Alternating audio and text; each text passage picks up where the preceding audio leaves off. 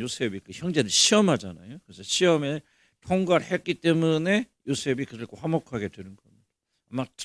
아마 통과를 못했다라면은 아마 그냥 적절한 베냐민은 애굽에 왔을지 모르지만 다른 형제들은 그렇게 화목하는 일은 불가능했을 것이다. 그래서 우리 구원이라는 것은 그냥 무조건 아멘 믿음, 물론 맞는 말인데 그 믿음이 무엇을 의미하는가 하는 것을 우리가 좀 잘 살펴볼 필요가 있다, 그렇게 생각이 되어집니다. 자, 그래서 이제 지금 스토리는 이제 그 형제들이 이제 기근이 드니까 이제 먹을 거 사러 갔다 요셉을 만나잖아요. 그래서 요셉이 그를 알아채리고 그다음에 요셉이 어떻게 보면 함정에 빠뜨립니다. 그래서 그때 어떤 보리 그 곡식 속에 그 돈을 숨기고 또 이렇게 시몬 그렇겠죠. 먼저 뭐랍니까? 너희들이 간첩으로 왔다. 그러니까 그걸 입증하려면은 니들이 말한 대로 베냐민을 데리고 와라. 그렇게 하고 시몬을 볼모로 붙잡고 지금 놓고 그 나머지 몇 명입니까? 9명이죠. 12명이니까 하나 집에 있고 여기 있고 요셉이 있고 9명 형제들이 다시 이제 야곱에게로 돌아가서 그 이제 거기서 빨리 지금 베냐민을 안 데려가면 시몬이 이제 죽게 됩니다. 그렇게 해서 막 설득을 해서 지금 다시 요셉 앞에 돌아오는 그 광경입니다. 이런 광경 속에 어떻게 구원의 요소가 들어있을까? 참 그게 참 나는 읽으면서 신기한 거예요. 어떻게 이런 스토리 안에 우리가 지금 배우는 구원의 교리들 다 들어있더라고요. 그래서 그냥 신학이 압축되는 것 같아요. 마치 창세기 안에. 그래서 놀라운 거예요. 그래서 이걸 통해서 어떻게 하면 우리가 구원이 받은 것이, 우리가 받은 구원이 무엇을 의미하는가를 우리가 좀 깊이 살펴볼 필요가 없다. 그래서 오늘 핵심적인 부분은 야곱이 이제 안 보내죠, 베냐민을. 그러다가 이제 어렵게 되고 이제 먹을 거 떨어지게 되어지니까 이제 그 형제들 살리기 위해서 베냐민을 놓아보낸 애굽으로.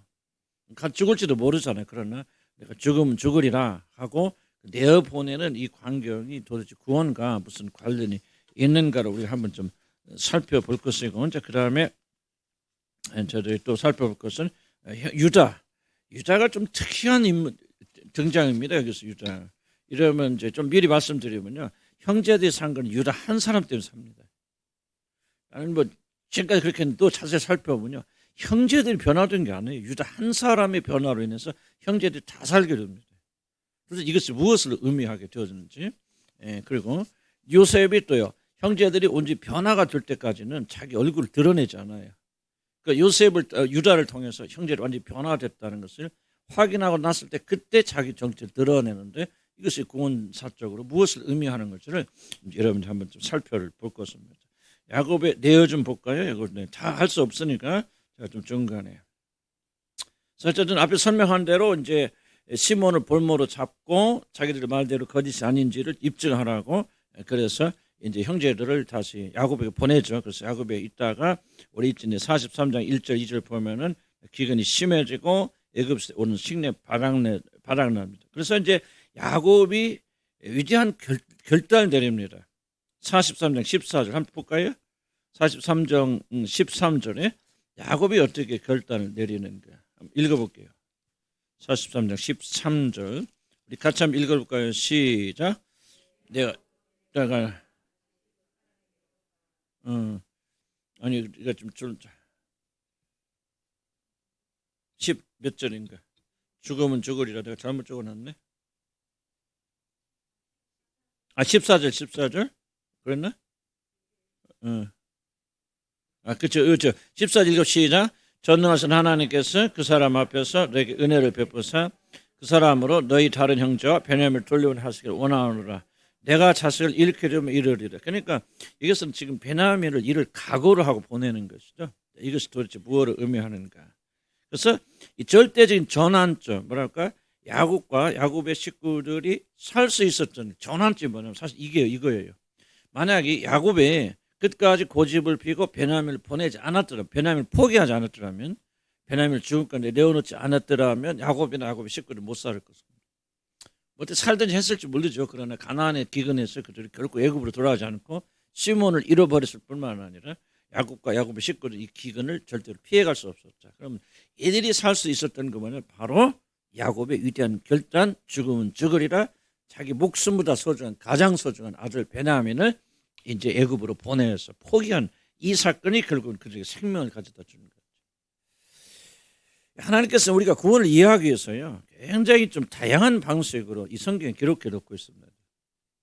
그래서 이스라엘 역사를 배우게 되면 이스라엘 역사 자체가 나중에 예수 그리스도 오시고 죽으시고 부활하신 이 사건을 신학에서 다 설명하잖아요. 이 설명된 신학에서 설명된 구원이 구약에서 연극처럼 드라마처럼 여기 다 들어있어요. 그래서 우리는 이 드라마를 보면서 뭐 하겠죠? 신학에 우리가 배웠던 이 교리들이 이런 거였구나. 이것을 말하는 좀 더 쉽게 접근해 나가는 겁니다. 그래서 결론이 뭐냐면 신학이나 구약이나 하등의 차이 없어요. 신학에만 구원의 역사 있는 게 아니고 구약과 신학은 동등한 권위를 가지고 있고요.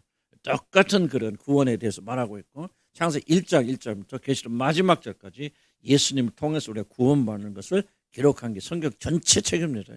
그래서 우리가 교회에서 다른 얘기를 할 수 없는 거예요. 어떤 얘기를 하든지 결국은 걸리는 건 예수님을 통해서 우리가 구원받는 얘기입니다. 아브라함 이야기, 이삭 이야기, 그게 예수님 이야기, 전부 예수님 이야기고 예수님을 통해서 구원받는 이야기이고 그냥 이것보다 더 중요한 게 어디가 있습니까? 없어요. 인간들에게 있어서 우리가 죄 짓고 멸망받은 우리들, 그래서 하나님을 배반하고 떠난 우리들이 예수님을 통해서 구원받아서 하나님 자녀로 회복된다는 것보다도 더 중요한 게 없어요. 그래서 1장 1절도 마지막에 전부 구원이 된대요. 그래서 예수님 그러잖아요. 너희가 영생을 얻기 위해서 성경을 상고하고 묵상하거니와 이 성경 곧 나에 대해서 기록한 책. 예수님이 딱 말하잖아요. 그럼 우리는 뭘 봐야 돼? 뭐를 보든지 간에 구원의 역사를 봐야 되고, 그리고 찾아보니까 정말 그렇더란 말이죠. 아주 그냥 이게 정말 이게 구원이고 이게 성경 최고구나 하는 것을 우리가 더 깊이 좀 알 수 있는 것이죠. 그래서 전환점, 이들이 살 수 있었던 전환점 어디서 일어나냐? 야곱의 위대한 결단에서부터 이들이 전환점이 일어나게 됩니다. 무슨 결단? 내어줌이죠. 포기함. 만약 야곱이 베냐민을 잃는 것을 두려워서 그럼 밑에 쭉 내려옵시다. 야곱은 죽음의 결단을 하였고 이 죽음의 내어줌을 통해서 그는 살게 됩니다. 이 구원이 굉장히 중요한 겁니다, 여러분. 믿음이 도대체 뭡니까? 바로 이거 지금 말하고 이거입니다. 죽으면 살고 살려면 죽는. 왜 사람들이 죽습니까? 살려고 하니까 죽는 거예요. 언제 우리가 구원받고 삽니까? 죽으면 사는 거예요. 이게 십자가의 도가 구원에 굉장히 중요한 그런 도다. 예수 믿고 죄 용서 받았다. 구원의 출발입니다. 그 구원의 종착역이 아닐까. 굉장히 중요하고 위대한 것이지만 예수 믿고 난 하늘나라 갔습니다. 그거는요 구원의 일부분 표현 좀 그런데 가장 중요하지만 그러나 구원의 문으로 들어가는 거고 구원의 지배 완성 그보다 더 웅장하고 크다는 거죠. 자, 그래서 성경이 마가복음 8장 35절 같이 한번 읽어볼까? 시작. 누구든지 자기 목숨을 구원하자면 잃을 것이고 누구든지 나와 복음을 위하여 자기 목숨을 잃은 구원이야. 다시 한번 읽읍시다. 시작. 누구든지 자기 목숨을 구원을 하면 잃을 것이고 누구든지 나의 복음을 위하여 자기 목숨을 잃으면 구원. 자, 나의 복음을 위하라면 굉장히 중요한 단어입니다. 뭘 말합니까? 이 복음의 핵심이 뭐냐? 자기 죽음이라는 거예요. 죽음을 우리가 누리고 받아들이고 생명에 들어가는 것은 뭐냐? 바로 목숨을 잃는 거예요. 죽는 거예요. 자, 보세요. 야곱이 왜 살아납니까? 이 목숨 잃잖아요. 버리잖아요. 자기 목숨보다 더 중요하고 더 소중한. 뭐라고 말합니까? 유다가 나의 아버지와 그 아이의 목숨은 하나인다. 하나로 묶였은즉 그 아이가 죽으면 아버지도 죽으리다. 그러니까 그 야곱이 베냐민을 놓아보냈다 하는 것은 결국은 자기 죽음, 야곱의 죽음이 일어났다는 거죠. 야곱 죽었단 말이에요. 그래서 살게 되거든요. 이게 굉장히 중요한 거예요. 여러분 주목해 보세요. 여러분 보세요. 왜 여러분 구원 받았으면서도 그렇게 생명을 못 누립니까? 이게 굉장히 중요한 질문이에요. 구원 받았습니까? 막 받았겠죠. 그런데 여러분 내적으로 확신을 하든 뭘 하든 왜 구원 받은 하나님의 백성들이 생명을 못 누립니까? 이거는 이거예요. 죽지 않아서. 살아있기 때문에. 안 죽으려고 발버둥 치니까 이미 예수를 통해서 주신 새 생명의 역사가 우리 안에서 일어나고 있지 못하는 거예요. 단순히 예수 믿고 구원받아 천당 간다. 그거는 구원의 일부분이에요. 더 깊은 반대쪽 구원은 뭐냐? 너희가 죽어야 살 것이다 그 말이죠. 그래야 너희가 얻은 생명을 누릴 것이다 그 말이에요. 그런데 얼마나 많은 사람들이 구원을 받았다, 받았다겠죠. 그런데 받았다 하면서도 뭐하지 않기 때문에 야곱처럼 자기 가장 소중한 걸 포기하고 내려놓지 않고 있기 때문에 그들은 사망의 잠속에 들어가게 되었습니다. 나는 솔직히 전화 여러분 포함해서 아니다 그렇게 말하지 마시고요. 죽어서 천당 갈 수 있을지 모르지만 그러나 우리가 구원에 굉장히 거리가 멀어요. 왜 하나님 생명을 누리지 못해 살라고 하니까 안 죽으니까 그런 거예요. 그걸 지금 여기서 집중적으로 설명하고 있다는 거죠. 그래서 야곱이 가장 소중한 베냐민을 노아반에 떼어놓는 이것이 그 열로 샀다. 그러면 그 말에 왜 우리 구원받았는데 생명을 누리지 못합니까? 죽지 않고 발버둥치기 때문에. 자기 목숨을 보존하고 죽지 않으려 발버둥치기 때문에 진실로 귀중한 영적 생명을 잃게 되어지고 지금 우리 믿는 자들 중에서 참으로 사는 자들 별로 많지 않다는 얘기죠. 나도 그런 사람이 되었으면 좋겠는데 정말 그런가? 정말 내 자신을 바라보면 내가 구원은 받았겠죠. 죄 용서는 받았겠지만은 내가 정말 참으로 사는가? 그럼 내가 왜 참으로 살지 못하는가? 이거 딱이에요. 죽지 않기 때문에. 야곱이 언제 살았다는 얘기예요? 죽었잖아요. 가장 소중한. 아마 야곱 자신이 죽는 것보다 더 어려운 게 뭐냐? 자기 자신의 생명을 준다고 믿는. 지금 요셉 죽었잖아요. 자기 지금 볼 때는. 그러니까 라헬 죽었죠. 그러니까 모든 이 야곱의 모든 것이 다 누구에 들어가 있는지 베냐민에게 들어가 있단 말이죠.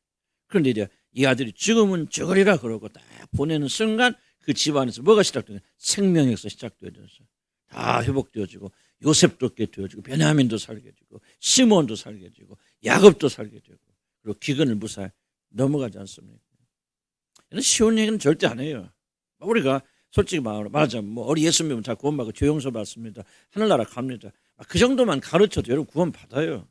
안 된다 생각 안 해요. 그래서 구원 받을지 몰라요. 그러나 그것이 구원의 전부가 아니라는 거죠. 하나님께서 그거를 위해서 우리 주님이 십자가에 달려 돌아가신 게 아니라는 거예요.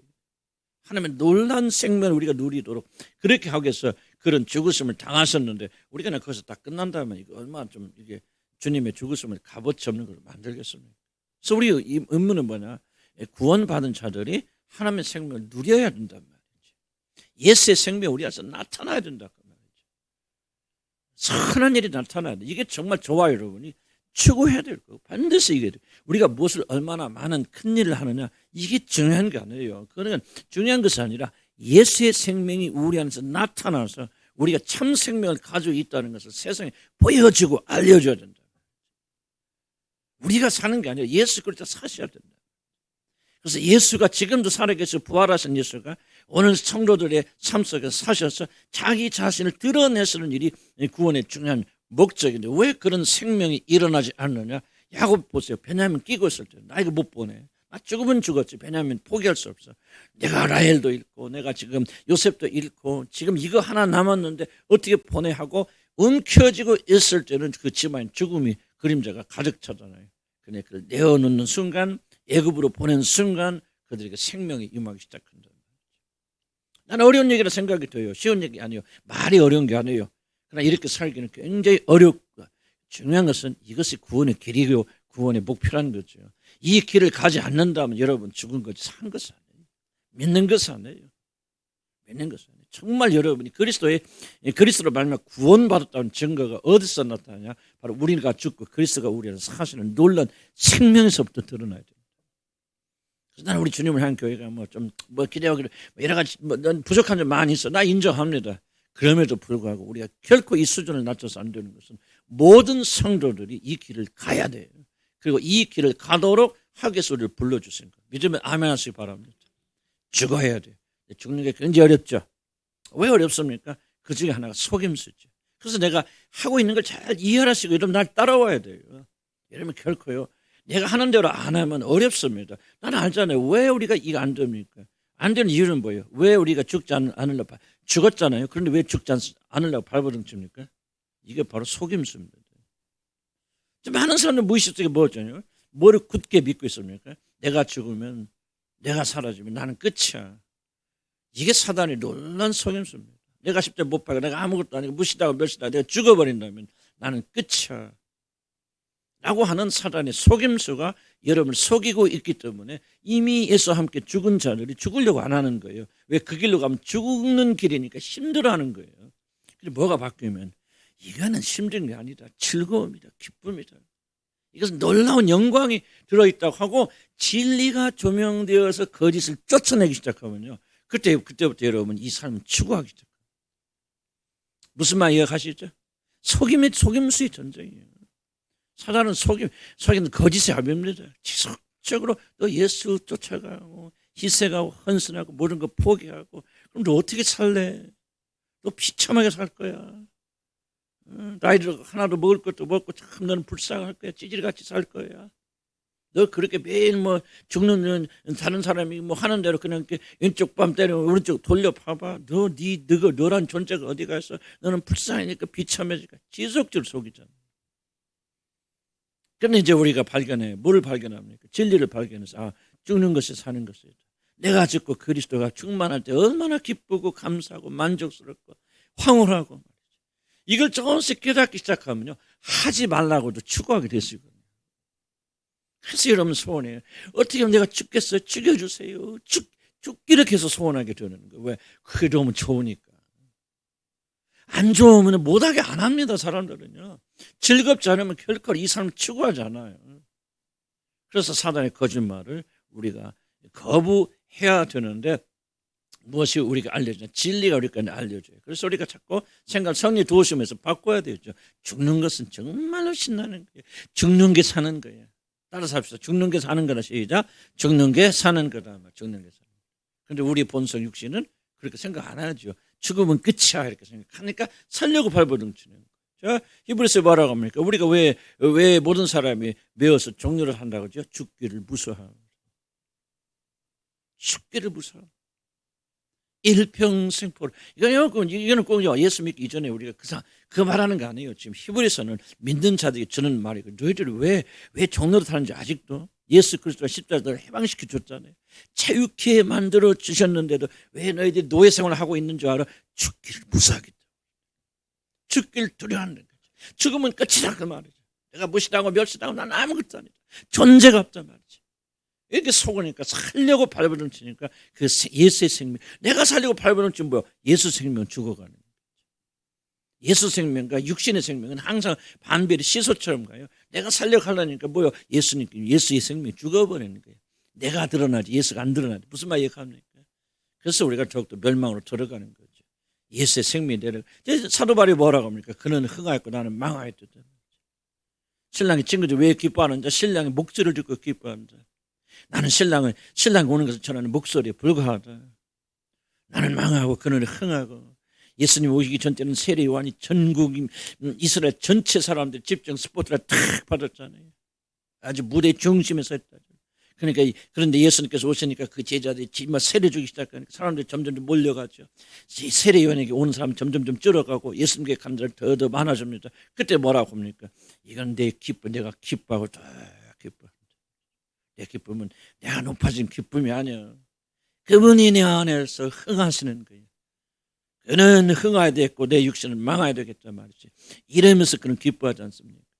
그래서 우리가 뭐를 자꾸 진리를 통해서 바꿔나가야 되는 속임수. 아무것도 아니고 내가 교회에서 아무것도 아니면 그냥 나는 형편을 그런 식으로 그냥 뭔가 자기를 자랑해서 발버둥 치잖아요. 많은 자들이 그러잖아요. 그럴 때 뭐예요? 그 사람들에게서는 예수의 생명이 안 드러난다는 거죠. 자기 생명, 여러분 생명이 뭐예요? 더럽고 추하고 거짓스럽고 자기만 높이려 막 다닥다닥 그렇잖아요. 저부터도 내 생명. 그러니까 내가 내 자신을 주장하게 될 때는 더러운 것밖에 안 나와요. 육은 육이에요. 아무런 선한 것이 내 안에 없어요. 이걸 여러분 믿으셔야 돼요. 이런 나는 죽고 예수 생명이 내 안에서 드러나게 되어주면 그때 하나님의 영광 드러나게 되고 나도 영광스럽게 된다는 거죠. 그래서 여기서 해방되는 뭐야 되냐? 자기 자신이 가장 소중하게 여기는 것을 보내는 자기 죽음에 이래야 됩니다. 야곱의 경우에 그게 누구죠? 베냐민이죠. 여러분 무엇입니까? 각자 다 다를 수 있겠죠. 이 생명을 보내자면 안 됩니다. 자기가 됐건 성공이 됐건 자랑이 됐건 다른 사람에게 높임받으려 하는 것이 됐건 뭐건 자기 주장이 되었든 이 모든 것들이 보내는 그런 역사예요. 그럼 우리 교회도 보면 아까도 어떤 분이 성찬 했을 때 이렇게 합시다 뭐 합시다 그런 제안을 또 하는데 항상 그분 그런데 내가 누구라 말할까 그러면서 이게 바로 인간이라. 뭔가 내 주장을 교회 안에서 펼치려고 내가 원하는 것을 이렇게 하려고 한단 말이야. 그거는 나이 들어도 상관없어요. 90, 100살, 120살 때도 이 마음은 끊임없이 나는 벌써 이게 참 어려운 얘기예요. 어려운 얘기지만은 바로 이것이 여기서부터 우리가 적어야 되는데 도대체 여러분이 소중하게 여기는 베냐민이 무엇입니까? 깊이 생각하세요. 이걸 지속적으로 십자가에 못 박지 않으면 안 된다. 성공이 됐건 뭐가 됐든 다른 사람들에게 내가 말이지 성공한 사람 보이고 싶은 이런 것들 난 사람들 좀 뛰어나다고 하는 것을 보여주고 싶은 열망들 모두 다 있겠지만 또 어떤 사람은 더 강하게 있을까. 이 베냐민을 보내기 전까지는 여러분은 참 생명 속에 들어가지 못하고 구원 못 받았을 거 아니에요. 구원 받아서 하나님의 자녀임에도 불구하고 여전히 베냐민을 움켜쥐고 있다 하면은 여러분들은 결코 그렇게 나죠. 참 이게 재밌어요. 성경 하나님 말씀 올라와요. 영어로 보면요, 영적으로 보면요, 아우 정말 이게 어디 설명할 줄 몰라요. 아까도 제가 설교하면서 하나님께서 반짝하고 주시는 게 뭐예요 그게? 아무도 그렇게 생각 안 했어요. 나귀 새끼가 탁. 오, 나는 굉장히 그 나귀가 뭐예요? 매어 있잖아요. 그런데 제자들 보내서 주께서 쓰시겠다 하니까 풀잖아요. 그때 내가 다 설명 못했지만 주님이 주신 음성이 그겁니다. 내가 풀잖아. 아무도 풀지 못해요. 묶여있는 자를 주가 쓰시겠다 풀어요. 주님이 푸실 때까지 묶여있어요. 여러분들. 나귀 새끼니까 뭐 자유합니까? 아니 묶여있죠. 주께서 풀으셔요. 제가 나중에 좀 더 발전시켜 나가야 되지만 정말 하나님의 말씀은 굉장히 어떻게 생각하면 무섭기도 하고요. 어떻게 생각하면 놀라운 것이기도 해요. 이 말씀 안에 생명이 있다면 생명이 있다. 왜냐하면 그냥 가볍게 여기지 마시기 바랍니다. 이 안에 구원에 놀라운 요소가 들어있어요. 베냐민을 내보내지 않으면 여러분은 결코 이미 구원받아 하나님의 자녀가 되었음에도 불구하고 여러분 예수의 생명을 누리지 못하고 전파하지 못합니다. 베냐민을 보내니까 살잖아요. 베냐민 안 보내면 죽습니다. 그래서 우리가 생명처럼 소중하게 여기는 그것이 무엇이 되었든지 간에 어떤 사람은 돈이 될 수도 있고 어떤 사람은 자기가 될 수도 있고 어떤 사람은 자기 건강이 될 수도 있고 무엇이 되었든지 간에 주님 앞에서 포기하지 않으면 죽지 않으면 우리는 결코 부활의 놀라운 역사를 체험할 수 없다고 하는 것을 계속해서 강조해야 내어줌이 없어 밑에 줄 2페이지 보면은 내어줌이 없으면 결코 생명이 없으면 포기하고 내려놓고 보냄이 없으면 생명이 결단코 주어지지 않는 이게 기독교 구원의 굉장히 중요한 핵심입니다. 핵심. 예수 믿고 천당 간다 그거는 출발이야. 딱 100km 달렸는데 100m 달린 거에 불과합니다. 왜 그러느냐? 예수의 생명을 우리 안에 드러내려면 죽어야 된다. 자, 로마서 8장 32절 이러면 자기 아들도 아끼지 아니하시고 우리 모두에게 사람을 위해 내어주신 하나님. 자 보세요. 하나님 우리에게 무엇입니까? 아끼지 아니하시고 내어주신 하나님. 하나님은 어떤 하나님인데 포기하신 하나님이에요. 지금 야곱이 베냐민을 포기하고 보내줬어요. 하나님도 아들을 포기하고 보내주시는 이게 바로 기독교 복음의 핵심이에요. 하나님이 보내주심이 없었다면 하나님 포기하심이 없었다면 결코 저와 여러분 단 한 명도 구원받지 못했을 것입니다. 하나님 포기하자. 하나님 되시는 포함 포기하시고 뭐가 됩니까? 포기했다면 조금 신학적 문제가 있어서 뭐 그건 좀 어쩔 수 없이 쓰긴 쓰지만은 제가 설명할 수 없어요. 그러나 하나님도 하나님 되시면 포기하고 동등됨을 취할 것을 여기지 아니하시고 자기 몸을 비어서 종의 몸을 가지시고 사람의 몸이 되셨어요. 이 땅에 내려오셨다. 그래서 하나님도 포기하시잖아요. 사랑하는 독자 목숨을 갈보리 언덕에서 제물로 삼으시죠. 포기하시죠. 그래서 하나님은 우리들을 사랑하시기 때문에 가장 소중한 것을 보내시고 포기하시는 분이에요. 이게 중요해요. 바로 기독교 핵심이 뭡니까? 바로 이게 보내움과 포기함이 기독교 복음의 기초가 된다. 이게 없었더라 하면 우리는 구원받지 못할 거예요. 그럼 기독교의 삶의 초점이 무엇이고 삶의 어떤 핵심이 무엇입니까? 바로 이거예요. 바로 죽음이라는 거예요. 이 죽음이 없이는 기독교인들이 참된 기독교인이 되지 못하는 거예요. 죽지 못해요. 죽지 않아요. 자기 의가 뭐가 됐든 뭐 각자가 다 다르겠지만 오늘날 기독교 되지 못하게 만드는 것은 뭐냐? 자기 죽음이 이루어지지 않고 있기 때문에. 예수 믿고 천당 가는 게 구원의 끝이 아니고 정말 중요한 부분은 매일 삶 속에서 여러분이 그리스도 때문에 죽습니다. 그래서 그리스도 여러분 안에 샀습니다. 죽으면 평강이 옵니다. 생명이 옵니다. 부부관계 회복하고 뭐하고 난 수없이 내가 공부도 하고 했지만 아무것도 적당지 않아요. 우리 가정에 살아가는 건 딱 하나예요. 십자가에 돕니다. 죽어요. 나는 남편도 죽고 우리 집사람 아내로서 죽고 자기 권리를 포기하고 또 죽고 또 죽고 또 죽고 그랬을 때 우리 가정에 부활의 역사가 일어납니다. 그래서 나는 마치 장담도 해보고 실막도 해보고 뭐 가정치유도 했고 내가 박사학위 받을 때 박사학위 받지는 못했지만 내가 박사학위 전공한 게 가정 상담입니다. 패밀리 테라피예요. 가장 어려운 부분이에요. 그래서 소용없어요. 뭐가 안 되면 십자가 도가 이러지 않고 죽음 이러지 않으면 안 돼요. 죽으면 돼요. 남편 죽으면 돼요. 큰 소리 칠 것 없고 주장할 것 없고 남편이 종처럼 아내 섬기고 아내가 종처럼 남편 섬기고 나를 그렇게 못했죠. 흉내 좀 내려는 거지. 그렇게 될 때 십자가의 도가 이루어지게 될 때 그때부터 부활의 역사 일어납니다. 그럼 나 주장하기 시작하고 남편의 권리 주장, 아내는 아내의 권리 주장. 이러면 주장하기 시작하면 그 가정은요 결코 있던 생명도 꺼져버립니다. 사망이 들어오게 되죠. 가정만 그렇습니까? 교회도 마찬가지죠. 교회도 목사가 자기 권리만 주장하고 교인들이 자기 권리만 주장하고 자기만 징징징 나만 봐주세요. 그렇게 된다면 교회 죽어버려요. 교회 사망이 맙니다. 죽어야 돼요. 목사는 목사의 자리에 죽어버려야 돼요. 교인의 자리에 죽어버려야 돼요. 아무것도 주장하지 말고 그렇게 해야 돼요. 그렇게 될 때 교회는 살게 되어진다. 그렇게 안 되면 여러분 난 알아요. 뭐 내가 솔직히 말 안 했지만은 여러분들이 여기 와서 교회 와서 막 가면 쓰고 하나지만 내가 그거 하나 모르고 그냥 놔두는 거죠. 언제다 그러다가 저 사람도 은혜 받게 차고 놔두는 거지. 내가 뭐 여러분들 나한테 이야기 안 한다고 해서 여러분 집에 와서 어떻게 내가 모를 줄 압니까? 난 다 압니다. 알지만은 기다리는 거죠. 하나님 우리 같은 사람도 구원해 주셨는데 하나님께서도 축복해 주시겠죠. 근데 교회 와서 사람들께 인정받고 칭찬하는 뭐합니까? 다 쓸모없는 거지. 중요한 것은 예수의 생명이 여러분한테 드러나 주는데 그 모든 게 기초가 바로 죽음이라는 거죠. 구원의 핵심이 뭡니까? 죽음이에요. 내어줌이에요. 포기함입니다. 하나님이 포기하셨어요. 예수가 포기하였어요. 우리도 포기합니다. 내 삶 사는 거 포기하고 주님의 삶 살라고 하는 거예요. 주님이 나를 위해서 자기 자신을 포기하였으니 나도 주님에서 내 삶을 포기합니다. 내 삶이 아니라 당신의 삶을 살게 해 주시옵소서 하고 십자가의 길을 가는 것이 구원의 길이고 이게 그리스도인의 참된 생명의 길이에요. 믿으면 아멘 하시기 바랍니다. 제일 어려워요. 왜? 육신의 자아가 그렇게 끈질기고 강하기 때문에. 십자가 외에는 이 우리 육신의 자아를 처리할 수 있는 것이 하나도 없습니다. 그래서 갈라디아 2장 20절이 뭡니까? 이제는 내가 사는 것 아니에요.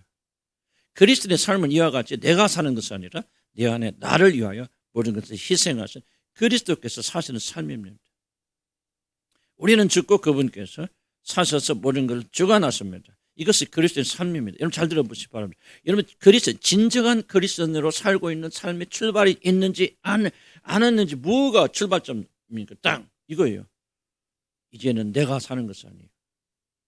내가 살면 여러분 그리스도인으로 출발한 거 아니에요. 내가 살고 내가 주장하고 내 모든 걸 준다면 여러분 예수님만 할지 몰라고 여러분 거듭났을지는 몰라도 여러분이 참된 그리스도인으로서 출발한 게 아니에요. 그리스도 출발은 출발선 땡 하는 거고요. 이제는 내가 사는 것은 갈라디아서 2장 20절은요. 그리스도인들에 대한 선언입니다. 무엇이 그리스도인인가? 어떤 사람이 그리스도인인가를 설명해 주는 선언문이 갈라디아서 2장 20절 첫 번째 문장이 뭐예요? 내가 사는 것이 아니에요. 더 이상. 과거는 내가 살았고 내가 주장했고 내가 모든 게 되었지만 이제부터는 그리스도가 나의 모든 것이 되어집니다. 이렇게 되었을 때 여러분의 하나님께서 그리스도인이 되어졌다고 하고 말하는 겁니다. 물론 이 출발은 믿음이죠. 거듭남과 죄사함을 죄사함 받으며 확신이고 이런 것들이 다 기초가 있어야 돼. 이거 없으면 안 되겠죠. 이것이 끝이 아니라는 거죠. 그런즉 이제는 내가 사는 것은 아니에요. 이게 바로 그리스도인. 이때부터 이 말이 여러분에게 적용되기 시작하면 그때부터 여러분은 그리스도인이 되어집니다. 어떤 분은 그런 일이 시작될 수도 있겠고 아직도 깜깜무소식일 수도 있겠죠. 그러나 여러분이 참된 믿음에 들어오셨다면 반드시 이것이 여러분의 고백이 되어져야 되고 그렇게 되어져야 된다. 그래서 많이 놓고 기도하시기 바라고 사모하시기 바랍니다. 근데 우리가 죽는 것이 매우 힘들죠. 그럴 때마다 뭐 합니까? 주님 한번 생각해 보시기 바랍니다. 내가 죽는 게 너무 힘들다. 보세요. 죄인이고 죽었다 구원받고 하니까 용서받아서 이렇게 된 우리들이 그거 죽는 것이 그렇게 힘들면 거꾸로 생각해서 하나님이 죽는 것이 쉽습니까? 하나님이 하나님 대신 포기한다는 게 가능한 일입니까? 난 지금도 이해 못하는 게 뭐냐면 성육신의 비밀이에요. 하나님께서 나를 구원하기 위해서 사람의 몸을 입으셨다. 나는 머리는 이해해요. 약간 감정으로 이해해요. 그러나 나는 그걸 아마 1%도 이해 못합니다. 나는 아마 내가 성경에 있는 말 중에서 마지막 제일 마지막에 가서 겨우 이해할 수 있는 말이 있다면 난 이 말 같아요. 하나님이 사람이 되셨다. 뭐 하기 위해서? 나 같은 벌레를 구원하시기 위해서. 그럼 우리 믿긴 하죠. 진리는 이해는 하죠. 그렇다면 아니 하나님께서 왜 그런 일을 하셨습니까? 나를 사랑하사 자기 몸을 버리시. 갈라디아서 2장 20절은요. 그 한 가지만 가지고 1년을 강해도 다 못할 정도 풍부한 진리가 담겨지죠. 왜 하나님이 그 일을 하십니까? 나를 사랑하셔. 사랑이 그렇게 만든다는 거죠. 그런 사랑으로 사랑받았다면은, 구원받았다면은 여러분 하나님 사랑할 거 아닙니까? 하나님 사랑하는 사람이 뭐 합니까? 자기 죽음에 이르지도 않고 하나님 사랑한다 말하면 거짓말이죠. 거짓말이죠. 하나님 사랑할 때 뭘 다합니까? 마음을 다하고 그다음 뭘 다하고 목숨을 다하고. 누가 보면 목숨 몇 줄 나오지? 원래 신명기는 마음을 다하고 뜻을 다하고 성품을 다하고 목숨이란 말 없어. 힘을 다하고. 자, 그럼 목숨이란 말. 왜 목숨이란 말 들어갑니까? 그래서 여기서 말하는 목숨이 뭔지 말합니까? 막 힘을 내서 그 말일까요? 아니죠. 우리의 육체적 자아를 다 굴복시키고 죽여서 그 죽음으로 하나님 사랑한다는 얘기예요.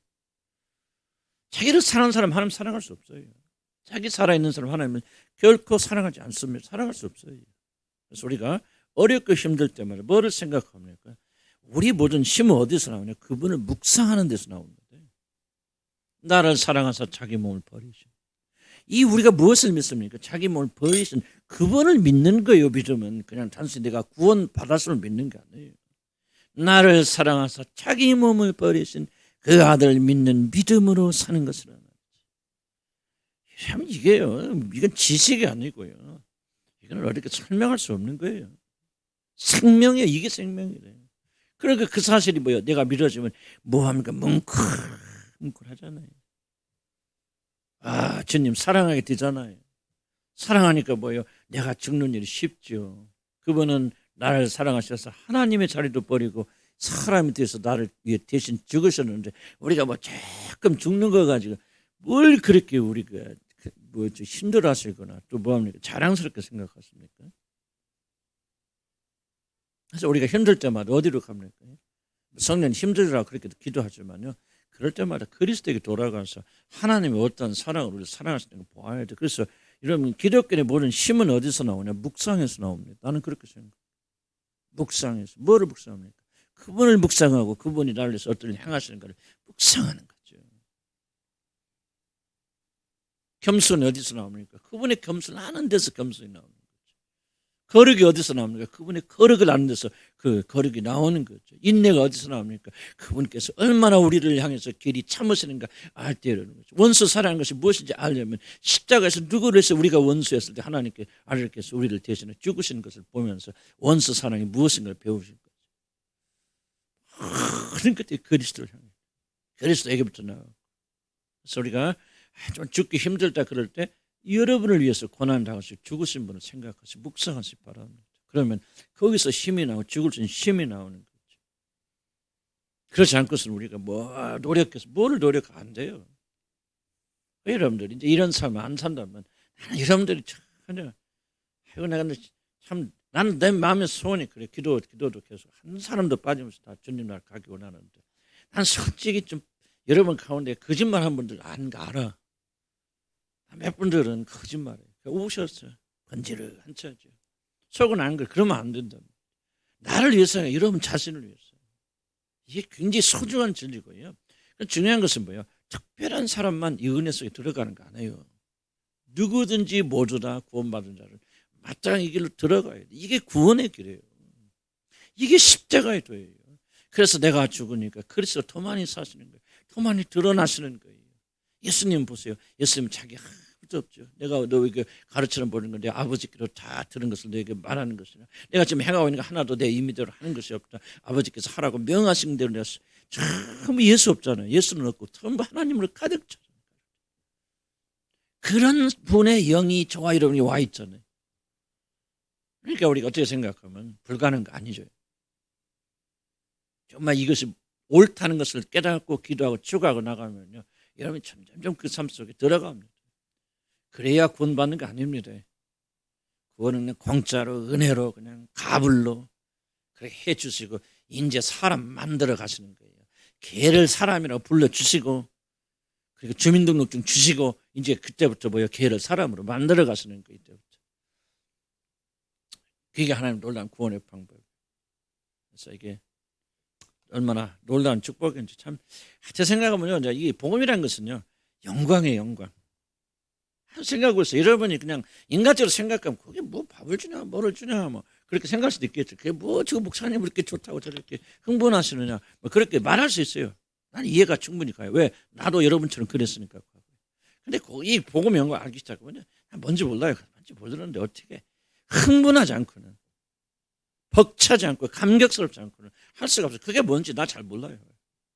왜냐면 그냥 어렴풋하게는 알지만 그것이 확 보이는 거 아니에요. 그런데 뭔가 이 복음을 하기 시작하면요, 이건 그래서 내가 은사를 딱 끄는 겁니다. 왜? 재미없어요. 재미없고 가치 없어요.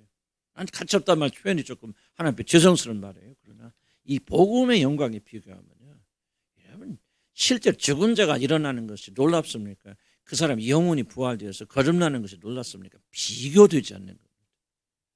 그런데 우리는 그걸 잘 모르잖아요. 그래서 이 복음을 이해하기 시작하면 흥분하지 않을 수 없어요. 복음 때문에 난리 펴야 돼요. 복음 때문에 이러면 발버둥 치고요.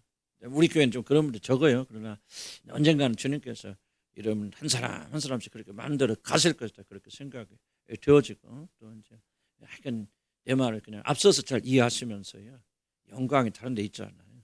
나도 은사운동하고 다 해봤지만 거기에 영광 없습니다. 사람 영광 취하지. 복음에는 하나님의 영광에서 영광을 이르게 되어집니다. 그래서 복음의 핵심은 내가 꼭 그리스도로 사는 것이었다. 하나님도 포기하고 내어주셨다. 야곱이 내어짐이 없었으면 그들은 생명이 없었을 것이다. 우리가 복음의 핵심은 바로 이같이 죽음에 있다. 그다음 봅시다. 3페이지. 형제들 살리라 봅니다. 요셉의 형제들이 변화하는, 자, 다 못 읽어요. 시간이 없으니까.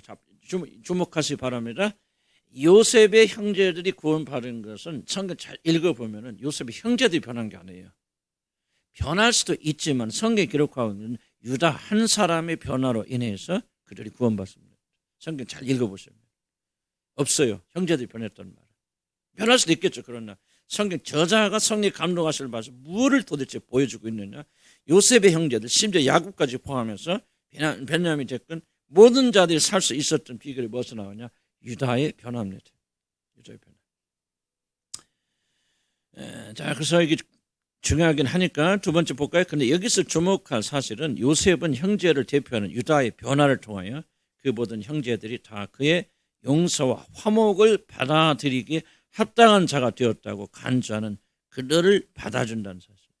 요셉이 화목하자는 받아주는데 한 사람 한 사람 다 변화됐기 때문에 받아주는 것이 아니고 그 형제들을 대표한 유다가 시험을 통과하게 됐을 때 나머지 형제들도 시험을 통과한 것처럼 여겨주고 모든 형제들과 화목한다는 거예요. 자, 이해갑니다. 여기까지 이 말을 이해하셔야 돼요. 굉장히 중요합니다.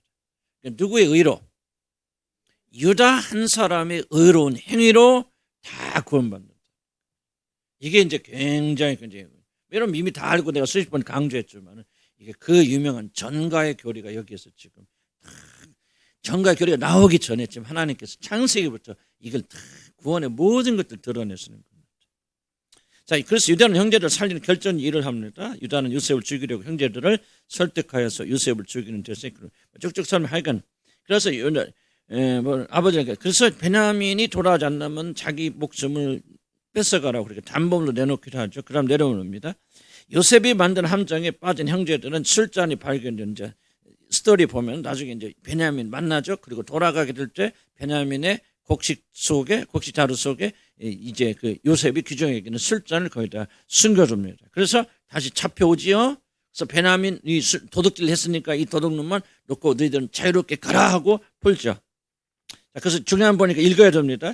요셉이 만든 함정에 빠진 형제들은 술잔이 발견된 베냐민만을 남겨두고 자유롭게 고향으로 돌아가도록 허락받습니다. 이 점 간간히 잘 중요하게 여기세요. 잔이 발견된 자만 내 종이 되고 너희는 평안히 너희 아버지께로 돌아갈 것이라고 그렇게 설명합니다. 자, 친형제를 팔아먹을 정도로 이기적이고 시기가 가득하였던 형제들이라면 변화가 안 되었다면 아무런 주저함 없이 이들은 그렇게 했을 것입니다. 이 부분은 요셉의 형제들을 받아들이는 일에 있어서 결정적인 요소입니다. 만약 형제들이 베냐민만 남겨두고 갔더라면은 요셉은 그들은 결코 붙잡지 않았을 것이고 그 결과 요셉과 이들과의 화목 그리고 이들이 기근해서 구원받는 일은 결코 일어나지 않았을 것입니다. 이들이 요셉으로부터 자신의 죄를 용서받고 그와 화평한 관계를 가지려면 이들은 반드시 이 시험을 통과해야 됩니다. 즉 자신들의 생명을 구하기 위하여 요셉을 버린 것처럼 이번에도 베냐민도 버릴 것인가. 이게 이제 시험하는 겁니다. 요셉이. 베냐민도 놓고 갈 것 똑같은 상황이거든요. 그렇지 않다면 이제 변화된 사람들로서 자신들의 안전을 포기하고 구원을 받을 것인가를 시험해야 됩니다. 시험받을 통과해야 됩니다. 그래야 요셉이 화목할 수 있죠. 중요한 것은 형제들에게 진정한 변화가 없다면 요셉은 그들과 결코 화목할 수 없다는 사실을 주목하세요. 많은 분들이 구원을 잘못 이해해서 구원은 하나님께서 자기 도덕적 수준을 무시하고 죄를 지었어도 내가 너희들 사랑하니까 괜찮아. 뭐 그럴 수도 있지. 나는 하나님이니까 너희 모든 죄를 용서해. 라고 이렇게 용서받았다고 착각합니다. 수없이 가르쳐도. 절대 그렇지 않습니다. 하나님은 어떤 경우에도 구원의 수준을 절대로 타협하지 않습니다. 구원의 수준이 뭔지 아십니까? 율법을 완벽하게 이루지 않으면 완전한 의에 도달하지 않으면 여러분 결단코 하나님 나라 들어가지 못합니다. 이게 하나님 도덕적 수준입니다. 하나님은 절대 그거 괜찮아 상관없어 뭘 어쩌다 보면 뭐 음란하기도 하고 어쩌면 도덕질도 하고 어쩌면 뭐 살인도 하고 아유 그걸 아는 사람 누가 있나. 나는 하나님은 내가 너 사니까 오케이 괜찮아. 그래서 구원받는 게 아니라는 거예요. 여러분들 그렇게 사람들이 오해를 하고 있기 때문에 오늘날 교회에서 거룩이 없어진 거예요. 거룩이 사라진 거예요. 아닙니다. 하나님은 어떤 경우에도 불구하고 잡으세요. 요셉의 형제들이 만약 요셉이 내는 이 시험에 통과하지 않았더라면 결코 요셉은 그렇게 화목하지 않습니다. 이것을 알아보기 위해서 6개월의 기간 동안 요셉이 지금 그들을 시험하고 있는 거예요. 그리고 마지막 최종적으로 합격했기 때문에 받아주는 거예요. 이거를 여러분 이해를 하셔야 됩니다. 자, 예수 그리스도가 우리를 위해서 죽으셨다 뭐 다 좋아요. 죽으셨고 뭐 했기 때문에 여러분이 믿기 때문에 그런 게 아니에요. 좀 더 자세히 설명하면 예수 그리스도의 죽으심과 이 삶이 하나님의 의로우심을 완전히 충족했기 때문에 그것을 믿음으로 구원받는 것이지. 이걸 잘 이해하셔야 돼요. 하나님은 결단코 이게 위험해서 하는 거 아니에요. 왜 예수를 믿는 믿음으로 우리가 구원받을 수 있느냐. 그가 우리를 대신해 죽으심으로 우리의 모든 죄책감을 죄에 대한 책임을 다 해결해 주셔서 스스로 죄를 짓고 죽으셨기 때문에 죄값을 갚았을 뿐만 아니라 그가 우리를 대표하여서 하나님이 요구하시는 의를 완전하게 충족하였기 때문에 그를 믿음으로 구원받는 것이지. 만약 예수 그리스도께서 이를 실패하셨다면 우리가 예수를 아무리 믿어도 구원받지 못합니다. 이해가세요? 꼭 이해하셔야 돼. 이게 중요한 얘기예요. 이걸 이해하지 못하면 여러분요 그냥 믿으면 아멘 하고 여러분 아무렇게 살아요. 죄 상관없어요. 뭐 이렇게 보면 죄도 짓고 못도 짓고 뭐. 그래도 하나님 사랑하니까 나가서 주여 미안해 죄 지어서 그럼 다 용서하시고 카톨릭 버스 얼마 편합니까? 시큰 나쁜 짓도 오입도 하고 막 그냥 술도 막 그러고 가서 뭡니까? 고해성 사면 끝나잖아요. 그래서 카톨릭 인기가 많은 거예요. 거룩하게 살 필요 없어요. 카톨릭은 얼마 편합니까? 내 멋대로 살니까 구원도 얼마 편합니까? 내 멋대로 살아요. 죄를 지어요. 그리고 내가 한 거 아니에요. 내 육신이 짓는 거지. 내 영은 구원받아서 하나님 것이 됐기 때문에 어떻게 살든지 그건 내 책임 아니고 육신이 진 겁니다. 얼마나 편합니까? 이게 뭐예요? 하나님께서 우리를 어떻게 구원하시는 구원의 방식을 이해하지 못하기 때문에 다시 한번 강조 중요한 부분이에요. 하나님은 결코 도덕적 수준을 누구로뜨리지 않습니다. 우리가 완전해지기 전까지는 하나님 절대 구원하지 않아요. 그래서 예수 그리스도가 우리를 믿음으로 구원받았을 때 예수 그리스도가 우리를 대신해 죽으심으로 우리 죄에 대한 부분을 해결해 놓으셨고 그리고 그가 완벽하게 하나님의 의를 성취하셨기 때문에 그를 믿음으로 구원받는 것이지 아무렇게나 해도 된 것이 아니다. 그래서 요셉이 보세요. 요셉이 형제들과 화합을 하는데 언제 화목하게 됩니까? 형제들이 요셉이 원하는 모든 수준을 통과했을 때 화목합니다. 성경 자세히 보면 그 말이 안 나와요. 요셉의 다른 형제들이 지금 요셉이 원하는 수준에 올라갔다? 안 나와요. 그렇게 기록이 합니다. 그런데 요셉이 어떻게 그들을 용서하고 화목합니까? 유다의 한 사람의 변화를 보고 그들도 변화한 것으로 여겨주는 거예요. 받아주는 거예요. 그래서 유다 하나가 통과하니까 다른 사람도 다 통과같이 여겨줌으로 그 형제들이 구원받는 거죠. 이해가시죠? 무슨 말인지. 무슨 말이에요? 우리가 의롭고 의로워지고 하나님의 의로운 도덕적 수준에 도달하여서 구원받는다면 구원받을 사람 한 명도 없습니다. 전부 미달돼요. 전부 미달돼요. 그렇다고 그래서 하나님께서 이거 너희들은 아무리 해도 안 되니까 괜찮다. 네가 뛰어봤자 벼룩이지. 너희들이 아무리 이렇게 내 법을 지켜 어떻게 너희들이 의로움을 이루겠느냐. 인간은 다 그런 게 아니다. 그러니까 내가 그냥 다 내 수준 낮추고 그냥 다 오케이. 아이고 뭐 네가 인간으로 태어난 게 죄지. 그러니까 괜찮아 하고 받아주시는 게 아니라는 거죠. 그래서 뭐 합니까? 우리를 대신하고 대표해서 완벽하게 하나님의 의를 이룰 하나님의 아들을 이 땅에 보내신 거예요. 그래서 그분이 뭐 합니까? 처음부터 마지막까지 율법을 완성하기 위해서 그분 발버둥쳤다 표현이 그러죠. 예수 그리스도의 생애를 통해서 하나님의 모든 요구를 완벽하고 완전하게 이루십니다. 이게 여러분 굉장히 중요한 부분이에요. 왜 우리가 죄를 지으면 안 됩니까? 왜 죄를 가볍게 여기면 안 됩니까? 왜 우리들의 구원이 이렇게 놀랍고 두려운 것입니까? 바로 예수 그리스도께서 저와 여러분을 구원하시기 위해서 죽으셨을 뿐만 아니라 1.1력이라도 율법을 어기지 않고 다 지키시기 위해서 끝까지 율법을 완성하신 의로우신 유일하신 분이에요. 왜 석가모니는 우리를 구원할 수 없습니까? 그는 의롭잖아요. 사람 보기에 의로울지 몰라도 하나님 보시기에는 완전한 의를 그는 이루지 못합니다. 그러니까 석가모니가 나를 위해서 죽었다 할지라도 내가 석가모니를 믿는다 할지라도 우리는 구원받지 못합니다. 왜? 하나님께서 인간으로서 사람으로서 하나님의 모든 요구를 완벽하게 이루신 분은 우리 주 예수 그리스도 한 분밖에 없어요. 그분을 믿는다는 것은 무엇을 믿느냐? 그분께서 이루신 성취하신 일을 믿는다는 거예요. 예수를 믿으면 구원받았을 때 많은 분들이 도대체 이 율법이 뭔지도 모르고 예수가 와서 행하신 의가 뭔지도 모르고 하나님의 의가 뭔지도 모르고 무조건 예수가 달려서 죽으셨고 부활해서 아멘 구원받는다고 생각해요. 이게 바로 철저히 무지한 거예요. 여러분들 그렇지 않습니다. 예수를 믿는다는 건 예수 그리스도 누구신가를 믿고 그리고 그분께서 행하신 이 놀라운 일들을 여러분이 받아들인다는 거예요. 그 일을 믿는다는 거예요. 예수를 믿는다는 말은. 그 일을 믿으니 하나님께서 그 믿음을 의로 여기시는 거예요.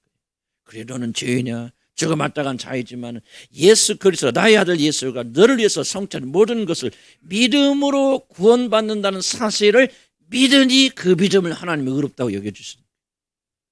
그러니까 믿음이 없으면 여러분 구원 못 받아요. 교회 다니는 데가 수없이 강조하지만 교회 다니므로 구원받는 게 아니에요. 여러분들 기도해서 막 기도하니까 무슨 불 체험하셨습니까?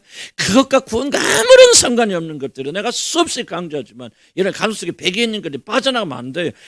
빠져나가지 않으면 안 됩니다. 여러분 속으면 안 됩니다. 사단에게. 믿음은 명확해요. 명확해요. 성경이 창세뿐만 아니라 여러분 창세기 배우는 목적이 뭡니까? 얼마나 하나님의 구원의 계획은 흔들릴 수 없는 것인가. 아브라함부터 시작해서 모세로부터 시작해서 모든 것들이 얼마 지금 우리들보다 3,000년 4,000년 전의 사람들인데 그 사람들이 가지는 구원의 원리와 신약의 마지막에 우리 성도들이 가지는 구원의 원리가 다른 게 뭐가 하나도 안 달라요. 하나님은 영원히 변치 않습니다. 그래서 구원의 방식은요 영원히 변치 않기 때문에 우리가 올바로 구원받아야 돼요. 올바로 성경대로 구원받아야 돼요. 성경 말하는 구원이 무엇인가 믿음이 무엇인가를 배워야 돼요. 죄송해요. 그렇지만 다른 교회 가보세요. 뭐 내가 다른 교 비난을 가지고 들으면 용서하지 들으시기 바랍니다. 왜 그들이 그렇게 여기 안 매달립니까? 믿음을 너무 단순화시키는 거예요. 예수 믿으면 다 구원받고 나 구원받다는 자신 있고 확신 있으면 다 구원받고 천당 그렇게 여겨지고 그 다음에 구원한다. 아니에요 여러분. 그건 기독교가 아니에요. 기독교가 아니에요. 성경이 아니에요. 성경이 구원이 무엇라고 말씀하시고 믿음이 무엇라고 하는 걸 들어야 돼. 그런데 이 믿음은 뭐요? 누구만이 가질 수 있어요? 오직 거듭난 사람만이 이 믿음 가지는 거예요. 다른 믿음은, 기적을 믿는 믿음은, 죽은 자가 사는 걸 믿는 믿음은, 은사를 믿는 믿음은, 성령 역사를 체험하는 믿음은요, 이 믿음 없어도 됩니다. 그거는 일반적 믿음 가지면 돼요. 예수 안 믿는 사람도 이 믿음 가질 수 있어. 그런데 지금 말하는 구원의 이런 믿음만큼은 하나님께서 주시는 이 믿음이 아니면 이걸 못 믿는 거예요. 어떻게 예수 그리스도가 나의 의가 되시고 이런 거 뭐 하나님이 사람이 되시고, 이거는 죽었다 깨어나도 못 믿어요. 거듭나야 믿는 믿음이에요. 그래서 믿음은 내용이 있습니다. 그냥 예수를 믿는 게 아니에요. 예수가 누구신지, 예수 그리스도 하나님이시고, 하나님이신 그분께서 몸을 입고 동정마리아에게 태어나셨어요. 왜? 그러다 죽을 수 없는 분이 죽을 수 있는 몸이 되셔서 나의 모든 죄를 다 짊어주시고 골고다 언덕에서 나를 대신해 죽으심으로 내 죄가가 온전히 용서됐고, 이것을 믿는 사람들은 마치 하나님께서 내가 십자가에서 달려 죽은 것처럼 여겨주셔서 우리를 죄 없다고 칭하여 주실 뿐만 아니라, 그렇게 믿는 자들이 뭐예요? 자들에게 예수 그리스도가 이루신 모든 의로우심, 그분의 의로우심을 우리에게 선물로 주셔서 죄인인 우리들을 의롭다고 여겨주시는 거예요. 그 사실을 우리가 믿음으로 받아들이는 사람의 그 믿음을 하나님이 의롭다고 여겨주시는 거예요. 아멘. 그러니까 이 믿음이 없으면 의롭게 돼야 안 돼요? 안 되죠. 그러니까 여기 있는 목사가 이걸 아는데 어떻게 다른 걸 가르칩니까? 이걸 내가 믿고 성경이 읽고 또 읽고 또 묵상해도 계속 그것밖에 없는데 어떻게 다른 말 전합니까? 한번 생각해 보세요. 훌륭해서 윤리적으로 뛰어나서 그런 거냐. 윤리와 도덕은 그 다음에 결과로 따라오는 거예요. 이 예수가 여러분 안에 있어야 돼요. 이 예수와 관계 가져야 돼요. 이 예수가 여러분 생명이 돼야 돼요. 이 예수가 여러분 모든 것이 돼야 돼요. 아멘. 놀라운 거예요. 그래서 그러니까 지금 유다가 이렇게 나서서 유다가 다 때문에 구원받는다. 뭘 지금 말하는 거예요? 유다가 누구를 대표한다는 거예요? 예수를 대표한다는 거죠. 예수님은 무슨 어디 지파에서 오셨어요? 그렇죠. 우연이겠습니까? 유다 지파의 후손으로 오셨는데 유다가 지금 뭐합니까? 형제들 대표해서 그들을 주님께로 인도하고 구원받잖아요. 그럼 뭐요? 완벽하게 우리에게 앞으로 장차 유다의 뿌리, 유다의 후손이신 예수 그리스도, 몇천 년 뒤에 태어나서 그 예수 그리스도, 진짜 유다의 지파인 유다의 사제인 예수 그리스도께서 오셔서 인간 믿음을 가진 자를 이렇게 구원하여 주실 것인 것을 지금 유다를 통해서 보여주는 것이죠. 유다가 메시아 아니죠. 유다하고 예수님하고 상관없죠. 그러나 이렇게 상징적으로 보여주는 것이 교리예요. 이제 결론적으로 말씀드립니다. 이렇게 합니다. 우리는 어떻게 죄인되었습니까? 어떻게 죄인되었습니까? 왜 죄인입니까?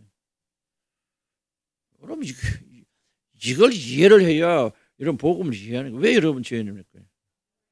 아담에 속하였기 때문에 그래요. 아담의 죄가 우리에게 어떻게 전이든지 몰라요. 뭐 피로 전이든지 그건 몰라요. 그건 비밀이에요. 그러나 아담의 후손으로 태어난 모든 자들은 뭐가 전가됩니까? 죄가 전가돼서 응애하는 태어난 순간부터 죄인으로 태어납니다. 여러분 속에 죄를 가지고 태어납니다. 왜? 하나요. 아담의 후손을 왔기 때문에. 이 죄예요. 그럼 윤리적 도덕적 죄는 뭐냐? 내가 아담의 후손으로 와서 죄가 내 안에서 가지고 어머니 못했을 때 잉태됐고 죄 가운데 잉태됐기 때문에 자연스럽게 배우는 행위가 죄의 행위예요. 이 죄의 행위를 하기 전에는 의롭고 죄의 행위를 하니까 의롭지 않은 게 아니에요. 그렇게 믿고 생각한다면 여러분은 예수님을 통해서 구원받는 교리를 여러분 전혀 받아들일 수가 없어요. 이런 왜 의롭습니까? 그죠? 오직 한 가지입니다. 예수 그리스도에게 믿음으로 속했기 때문에 의롭습니다. 왜 죄인입니까? 선택의 여지 없이 아담에게 속해서 아담의 후손으로 이 땅에 왔기 때문에 죄인입니다. 그럼 우리가 구원받을 수 있는 유일한 방법이 무엇입니까? 전가죠. 예수 그리스도께서 하신 모든 일을 받아들임으로 예수 그리스도에 연합되어서 한 편이 되고 그분이 우리를 대표하신 것을 내가 믿으면 그 믿음으로 이게 바로 전가의 교리입니다. 전가. 우리 행위로 의롭게 되는 거 아니에요. 예수님과 한 편이 됨으로 의롭게 되는 거예요. 그래서 말하잖아요. 기독교는 뭐라 예수 그리스도와 어떤 관계를 맺고 사는 애가 기독교 핵심이라는 거죠. 얼마나 도덕적 윤리적으로 깨끗합니까? 그게 아니에요. 기독교는 아무렇게 살아도 된다 그 말하고 있는 건 그게 핵심이 아니라는 거죠. 예수 그리스도와 연합하여 있습니까? 그분과 한편입니까? 그분과 인격적인 살아있는 관계를 가지고 있습니까? 이것이 바로 구원이라는 거죠. 그래서 전과의 교리는 굉장히 어려운 부분이고 논쟁이 굉장히 많은 부분입니다. 신학자들 가운데서도 다 설명이 좀 어려워요. 그러나 우리 오직 예수 그리스도가 한다는 거죠. 자, 5페이지 보면요. 중간 법설에 뭐 앞에 부분 그거예요. 우리 인간은 태어날 때부터 죄를 가지고 태어나기 때문에 한 사람도 의로운 사람이 없다라고 하는 거죠. 만약에 이 전과의 교리는 또 여러분 태어날 때 죄인으로서 태어난다는 사실을 부인하게 되면요. 예수 그리스도의 죽으심을 부인하죠. 그래서 많은 사람 어떻게 생각합니까? 태어날 때는 선한데 살면서 죄를 지으니까 죄인이 되는 것이다. 그렇게 생각한다면 뭐가 문제입니까? 환경이 문제라는 거예요. 그럼 그 사람이 좋은 환경에 태어나서 아무런 죄를 짓지 않아 환경만 잘 안 하더라면 그 사람 구원이 필요 없고 예수가 필요 없습니까? 아니죠. 엄청난 것들이에요. 그렇잖아요. 여러분 왜 죄인입니까? 행위 때문에 죄인 된 게 아니에요. 태어난 순간 여러분 신분 죄인으로 옵니다. 그래서 아무도 죄를 이길 사람이 없어요. 신분적으로 죄인이기 때문에 그 사람들은 죄를 시간이 걸릴 뿐이지 2달, 3달 합니다. 정도 차일 뿐이지 모든 인간 의인은 하나도 없다. 다 치우쳐 한 가지로 악을 행하고 그 성경 로마 3장 24절 쭉 나오지 않습니까? 이것을 믿어야만이 여러분요. 이제 뭐예요? 여러분을 구원하시는 모든 방법은 다 끊어지는 거죠. 한 방법 예수에게 매달린 수밖에 없고 믿는 믿음밖에 없는 거죠. 구원의 이런 믿음 바로 이 믿음이에요. 성령께서 이제 구원 얻을 자들은 이 믿음을 주십니다. 그래서요, 이런 많은 이런 목회하는데 제일 어려운 게 뭔지 아십니까? 그리고 구원에 대해서 가르치는 제일 어려운 게 뭔지 아십니까? 여러분이 죄인이라는 사실을 확증시키는 일입니다. 이것까지 어려운 거 없어요. 자기가 진짜 죄인이라는 걸 믿으면 그 사람 회개합니다. 주님께 나옵니다. 많은 사람 어떻게 생각하냐? 내가 살다 보니까 이런 잘못도 저지르고 저도 잘못져서 아우 내가 이것 때문에 이렇게 생각하죠. 자기가 근본 태어날 때부터 다윗이 뭐라 합니까? 내가 어머니 뱃속에 있을 때 그때부터 죄 중에 죄 가운데 잉태하나이다. 난 태어나기도 전에 이미 죄인이란 말이죠. 선과 악을 구분하기 이전부터 나는 이미 어머니 뱃속에 있을 때부터 죄로 가득 차고 죄에 오염된 사람이며 나오니까 뭐예요? 죄 짓는 거예요. 이 사실을 여러분 깨닫지 않으면요, 여러분 하나님 앞에 나가서 주님을 간절히 바랄 수가 없어요. 전부 환경 탓만 하고 있죠. 여러분이 최고로 좋은 환경에서 한 번도 윤리적 도덕적으로 실패한 일이 없다 할지라도 여러분 죄인 중에 괴수입니다. 그럼 사도 바울이 여러분 맨날 죄만 짓고 살았다고 생각하십니까? 안 그래요. 그래서 여러분들 좀 기억하시기 바랍니다. 그래서 중간 아까 설명합니다. 조금만 다시 한번 드릴게요. 중간 부분. 그러므로 우리들은 한 사람 온전히 의로운 사람의 의로운 행위를 믿음으로 받아들여서 그가 이루신 의로움을 내 것으로 만드는 것 외에는 우리들이 의로워질 수 있는 방법이 없습니다. 왜? 선천적으로 죄인들이니까. 선천적 불구니까. 선천적 무능력자니까. 뭐 하는 밖에? 내 안에서 선이 없어요. 선을 만들 수 없어요. 그리고 하나님이 원하시는 그런 구원의 단계에 들어갈 수가 없어요. 이거를 깨닫는 것은 하나님의 초자연적인 역사가 아니면 안 되더라고요. 몇십 년을 설교해도 못 깨달아요. 구원받지 못하고 거듭나지 못하고. 어린 아이들도 거듭나면 이 말을 이해합니다. 왜 그런지 모르는지 자기 죄인이라는 사실. 내가 어제 초등학교 우리가 아닌데 내가 어제 간증 들었거든요. 근데 초등학교 아이들 구원받을 때 밤새 울어요. 왜 이렇게 우냐 그러면 자기 죄 때문에 운다. 내가 지은 죄인인가 생각하면 너무나도 두렵고 너무나. 여러분 초등학교 1, 2학년 아이들 뭐합니까? 그 아이들이요 은혜 받자 성령이 제대로 임하시잖아요. 다른 거 없어요. 회개가 일어납니다. 죄인이라는 사실이요 누가 그 아이들을 가르칩니까? 밤새 눈이 통통 울어요. 하나님께서 쫙 울부짖고 발버둥칩니다. 막 그들이 다 구원받는다. 그건 잘 모르겠어요. 그러나 이게 성령께서 역사하실 때 그런 역사 일어나거든요. 이거는 성령의 역사 외에는 할 수 없어요. 자, 보세요. 이성을 가진 자들에게 너는 아무것도 죄를 짓지 않았어도 태어날 때 죄인이야. 응애하고 태어난 아이들. 아니 그 아이들이 뱃속에 있을 때 그 아이들은 죄로 가득 차서 하나님께 원수된 아이들이야. 그걸 말하면 이성으로 받아들일 수 있습니다. 이성적으로 안 되죠. 성령께서 믿게 해주셔야 되고 그 믿음을 주셔야만이 그렇구나 깨닫게 되어지는 것이죠. 거듭나지 않으면 여러분 지금 내가 하고 있는 말을 여러분이 끄적끄적 하고 있을지 몰라도 이해 못합니다. 가슴속에 깊이 들어와요. 나에게는 선이 없는데 하나도 없구나. 나는 죄인 중에 괴수구나. 죄밖에는 내가 지은 게 없구나. 정말 어머니 뱃속에서 떠난 죄 가운데 잉태한 사람이구나. 그것이 깨달아져야 오직 하나의 소망, 우리를 위해서 온전히 의로운 일을 성취하시는 그분에게로 자연스럽게 손 벌리게 되는 거예요. 아주 100% 그렇게 안 되겠지만은, 아니 처음부터 그렇게 될 수는 없겠지만은 우리 믿음이 그렇게 자라나야 되는. 그래서 여러분이 주님과 가까이 갈수록 뭐를 깨닫게 되냐? 여러분의 죄인됨을 깨닫습니다. 여러분 안에 아무런 소망이 없을 깨닫게. 자기 자신이 그래도 괜찮다고 느끼고 그렇게 생각하고 그렇게 입증해서 발버둥 치는 사람은 나는 솔직히 까놓게 얘기할게요. 하나님과 여러분 한참 먼 사람들. 하나님 빛이 비치지 않는 사람들이에요. 자기 안에서 발전기 돌리는 거예요. 그러나 하나님 가까이 나가 보십시오. 가까이 나갈수록 뭐야? 안 보이는 것들이 계속 보여요. 그 사람 죄책감 때문에 이러냐. 그렇게 말하면 안 됩니다. 그렇게 말하면 안 돼. 아니, 우리는 우리 죄를 안 볼 수가 없잖아요. 가까이 나갈수록 우리 수준은 점점 올라가지 않습니까? 하나님의 거룩하심을 보면 볼수록 이게 하나님의 거룩하고. 그래서 뭡니까? 저도 옛날에 윤리적 도덕적으로 지금도 뭐 그런 게 없어졌겠죠. 그러나 지금 제가 죄를 뭐라고 자꾸 설명합니까? 뭐가 죄를 하나님도 충만하지 않은 상태. 예수 그리스도와 벌어진 간격이 있는 만큼 여러분 죄인들이에요. 나 지금 윤리적 도덕적으로 죄를 말하지 않지 않습니까? 이런 마음의 중심에 하나님이 충만하지 않다면 여러분 죄가 여러분을 지배하고 다스리겠는 거예요. 얼마나 옛날처럼 나쁜 짓을 음란하고 뭐 거짓말을 하느냐, 그걸 지금 말하고 있는 거 아니에요. 많은 분들은 죄를 그렇게 보기 때문에 옛날같이 그렇게 안 하니까 나 그렇게 또 생각하지 않습니까? 안 그래요. 우리는 밑바닥까지 썩은 사람들이에요. 밑바닥까지 부패한 사람들이에요. 그걸 알면 할수록 뭡니까? 구원받은 자들은 이제 주님을 더 깊이 의지하게 되죠. 그렇다 해서 우리가 막 나는 죄냐고 막 나 같은 죽어야 돼. 안 그렇습니다. 왜? 오히려 그러면 그럴수록 주님의 의와 거룩이 다 나를 사로잡죠. 내 의는 사라지고 거지 같은 의는 사라지고 진짜 의로운 그분의 의로움이 나를 많이 자리 잡으면 잡을수록 뭐합니까? 우리는 기쁘고 즐겁고 감사하고 영광 속에 들어가요. 그래서요, 여러분 성령의 이끌림 받아서 자기 죄를 고백하고 죄를 바라보면요, 맨날 죄 그런 거 아니에요, 여러분.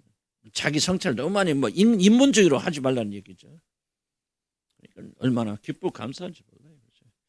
좀 이건 사람의 힘으로 되는 거 아니지만은 어쨌든 우리가 의로울 수 있는 방법은 뭐밖에 없다. 정말 온전하게 의로우신 분을 의존하는 방법이 없는데, 그러려면 뭐 해야 돼요? 우리가 얼마나 부패된 사람인가 알아야 된다는 거죠. 아는 만큼 그분에게 손 벌리는 거죠. 내가 비어있는 만큼 채워달라고 말하는 거죠. 그래서 나한테 내 안에 있는 소망을 잃어버리면 이러는 만큼 그분 안에 소망이 커져나가는 거죠. 그래서 그리스도 예수 안에서 자기를 보는 자는 결코 낭망하지 않습니다. 오히려 소망이 넘치게 되죠. 오히려 즐겁게 되죠. 오히려 감사하게 되죠. 왜? 내 의는 사라지고 끝나는 게 아니죠.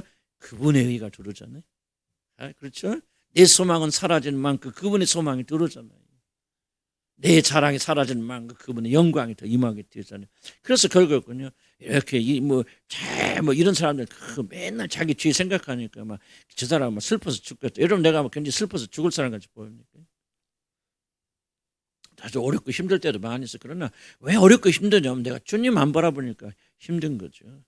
내 죄를 고백하지 않고 그러니까 힘든 거고 내 의로 살라니까 넘어지는 거 아니에요? 그래서 여러분들 꼭 이걸 기억하시기 바랍니다. 자, 참된 믿음이 없으면 그를 볼 수 없다. 쭉 펴지. 못한 부분 여러분 조금 집에 가서 읽어보세요. 제가 지금 이걸 해놓긴 해놓지만 그렇다고 다 하게 좀 2시간 걸려도 다 못합니다. 그래서 제가 그냥 넘어가는 부분들은 그냥 넘어가지 마서 집에 가서 한번 좀 해보세요. 참된 믿음 없이 그를 볼 수 없다. 베냐민을 만난 요셉은요, 저 모든 걸 억제하고 형제를 시험하는 일을 마치기까지 사실 정체를 드러내지 않습니다. 유다를 통해서 형제들을 받아들이지 않았다면 요셉은 영원히 자신의 얼굴을 그들에게 숨겼을지 모른다는 거죠. 자, 잘 보세요. 6개월의 기간 동안 요셉은 형제들 보고 있고 말하지만 자기 정체를 안 드러내죠. 그들로 하여금 자기 얼굴을 보지 못하도록 하죠. 히브리서 이런 말이 나옵니다. 모든 사람과 더불어 화평과 거룩함을 따르라. 이것이 없이는 아무도 주를 보지 못하다. 지금 형제들의 거룩함이 입증되기 전까지 형제들은 누구요? 요셉의 얼굴을 보지 못하죠. 굉장히 중요한 얘기입니다. 자, 물론 앞에서 강조한 대로 우리들은 오직 예수 그리스도의 의를 힘입어 은혜의 보좌 앞에 담대히 나갈 수 있습니다. 그러나 구원받은 자들이 다 하나님 얼굴을 마주 보는 것은 아닙니다. 좀 상징적인 의미입니다. 너무 이상하게 생각, 신비적으로 보지 마시고 받은 자들이 다 하나님. 용서되었지만은 다윗 왕의 아들 압살롬 2년 동안 왕의 얼굴을 보지 못하죠. 그래서 다윗이 이렇게 말합니다. 그를 그의 집으로 물러가게 하여 내 얼굴을 볼 수 없게 하라. 나는 이게 그리스도인들에게 우리 가장 큰 저주가 난 이거라 생각합니다. 가장 큰 불행이 뭐냐. 물론 용서는 받고 죄 용서는 받고 지옥은 가지 않지만 그러나 내 얼굴은 보지 말라. 만약 그렇다면은 압살롬이 보세요. 압살롬이 나중에 이제 다윗을 반역하고 이렇게 반역을 일으키지 않습니까? 그 원인이 뭐냐, 바로 이것 때문에 그래요. 용서는 받았지만은 얼굴을 보지 못한다면 차라리 내가 돌아온 것이 뭐냐 말이지. 무거를 용서받은 거다 말이지. 그래서 이제 압살롬이 반역 이렇게 그러냐. 자, 보세요. 하나님과 친밀할 수 없다면 용서가 무슨 의미가 있습니까?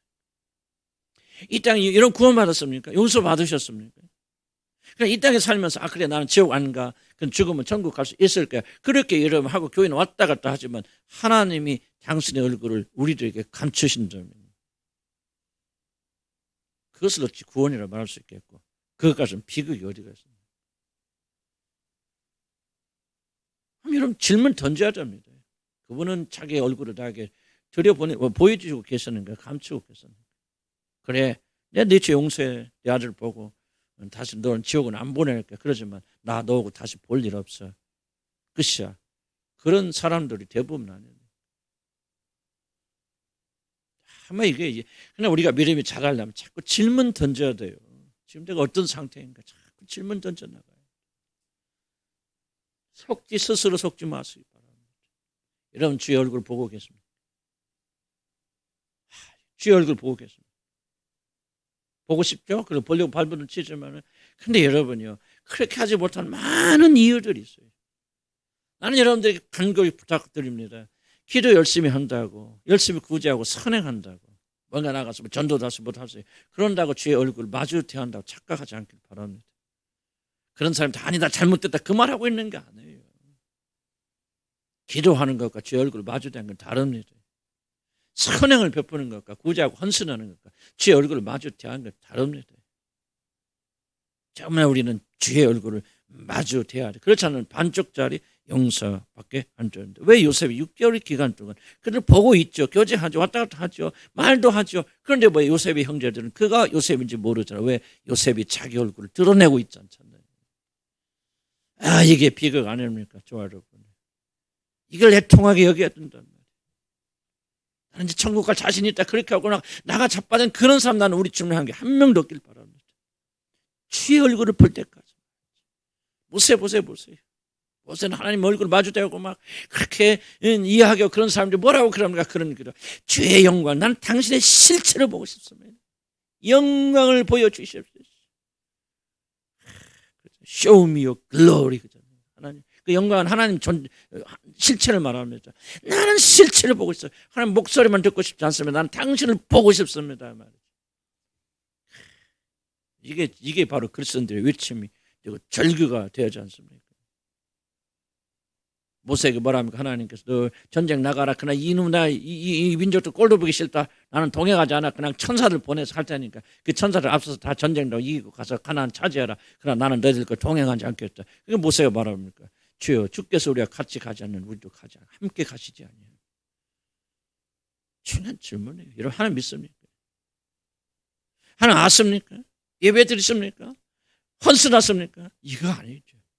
그분이 여러분과 동행하십니까? 함께 가십니까?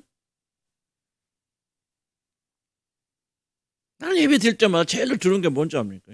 그분 동행 없는 예배? 하나님 우리와 함께 동거하지 않고 동행하지 않는 그 예배?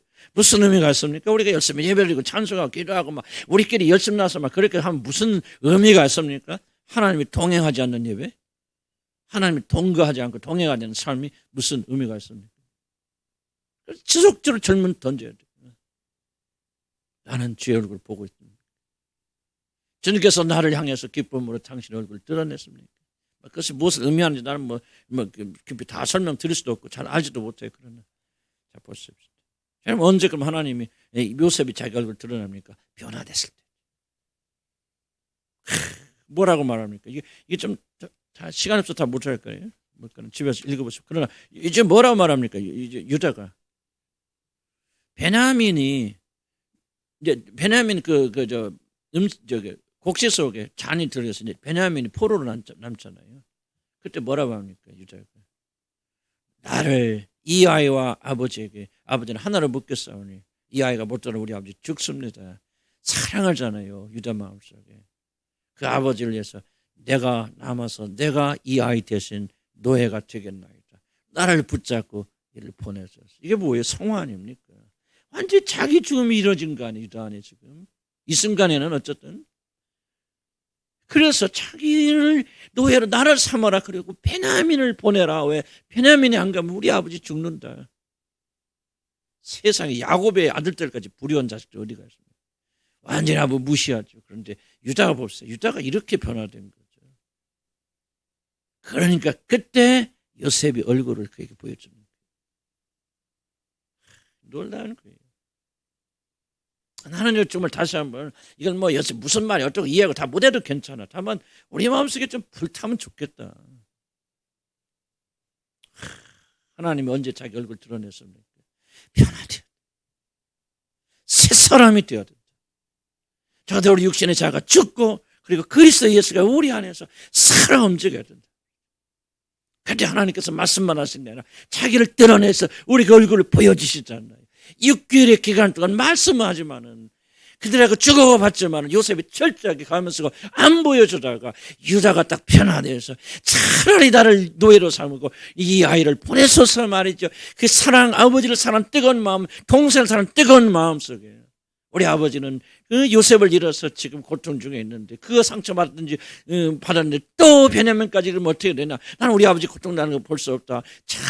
차라리 나를 죽여라. 나를 노예로 잡고 그리고 이 아이는 보내라 말이지. 놀라운 사랑 아닙니까? 자기를 볼모로 세웠잖아요. 예수 그리스도의 사랑이잖아요. 그때 뭐요? 요셉이 그때 자기가 요셉이라는 걸 밝혀 성경 읽어보시기 바랍니다. 그때 비로소 요셉이 자기가 요셉은 사실을 밝혀주지 않습니까? 그래서 나는 몰라서 나는 하여간 이제 조금만 소원해요. 그러나 난 목표고 뭐고 다 중요한 게 아니잖아. 내 삶의 목적이 뭐냐? 이게 돼야 되겠다. 주님의 얼굴 좀 봐야 되겠다. 아멘. 이게 눈 보고 그거 말하는 게 아니죠. 무슨 의미인가 여러분 다 이해하실 줄 알아요. 내가 설명할 필요 없겠죠. 적어도 크리스천들은 뭐예요? 아버지 얼굴을 보고 사는 자죠. 자, 하늘에 있는 천사들 특징이 뭐라고 말합니까? 왜 천사라고 말합니까? 그들은 이 어린아이의 소자 무시하는 어린아이 소자들의 천사들 매일 하늘에 아버지의 얼굴을 뵙느니라. 천사들이 뭐가 천사예요? 하나님의 얼굴을 본다는 거예요. 그러니까 그것이 가장 큰 천상의 존재들에서 가장 큰 영광이 무엇인가를 설명하지 않습니까? 우리에게 가장 큰 영광이 무엇입니까? 주의 얼굴. 그래서 소원하고 나가요. 읽어보시면서 믿음 없이는 볼 수 없습니다. 참된 믿음, 변화된 믿음, 저 여러분들이 정말 변화돼야 돼요. 예수로 충만해야 되고 그래서 우리가 하나님 얼굴을 마주 대하는 사람들이 되어야 된다. 제발 교회 좀 왔다 갔다 하는 사람 되지 말자 말이죠. 우리 믿음이 뭐냐? 변화된 믿음, 유대같이 변화된 믿음, 그런 헌신적인 믿음, 희생적인 사랑, 예수 그리스도만이 보여줄 그 사랑이 우리 안에서 우러져 나올 때 하나님 그때 얼굴을 우리에게 보여주실 것입니다. 그때 오기를 바랍니다. 소원하길 바랍니다. 아멘. 기도합시다.